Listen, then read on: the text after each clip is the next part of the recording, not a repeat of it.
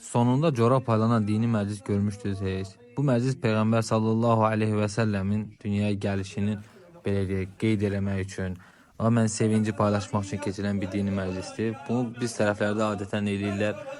Xoş bir hadisələr olanda, deyək ki, oğlan əskərə gedəndə, əskərdən gələndə, təzə evə köçəndə, məclisin ortasına belə bir südlü şərbət paylayırlar ki, bunu mütləq içmək vacibdir. Məclis ərzində çoxlu dualar oxunur, çoxlu belə deyək, arzular, istəklər, Allahdan istəniləcəklərin yəqin ki, bir limiti yoxdur. Bunlar istənilir, zikir çalınır ortada.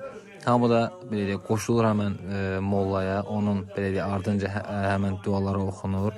Ev sahibinin məclisi keçirdiyi üçün, hansı niyyətlə keçirirsə, o niyyətin qəbul olunması üçün çoxlu dualar edilir ki, inşallah qəbul olunsun.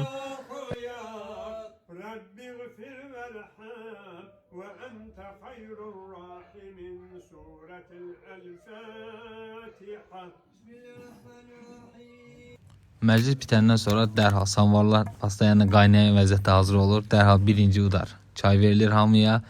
Çaydan sonra belə bişən yeməklərdən ikram olunur. Adətən 3-4 növ yemək eləyirlər. Dolma, aş, belə soğuz eləyib təqdim eləyirlər. Çox da ola bilər, az da ola bilər.